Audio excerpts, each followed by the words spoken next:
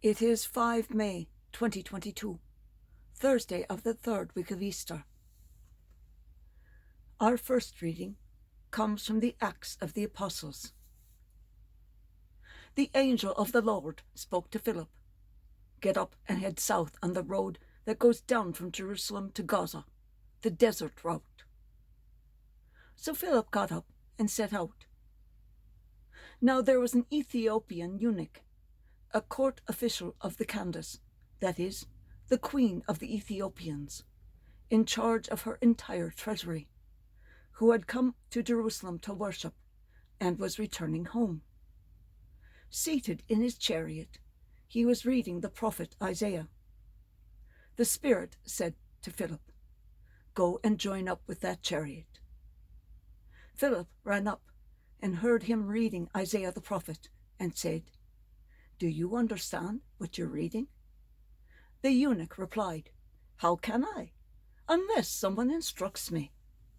So he invited Philip to get in and to sit with him. This was the scripture passage he was reading. "Like a sheep he was led to the slaughter, and as a lamb before its shearer is silent, so he opened not his mouth. In his humiliation justice was denied him. Who will tell of his posterity? For his life is taken from the earth." Then the eunuch said to Philip in reply, "I beg you, about whom is the prophet saying this? About himself or about someone else?" Then Philip opened his mouth, and beginning with this scripture passage, he proclaimed Jesus to the eunuch. As they travelled along the road, they came to some water, and the eunuch said, "Look, there's some water. What is to prevent my being baptized?" Then he ordered the chariot to stop, and Philip and the eunuch both went down into the water, and Philip baptized the eunuch.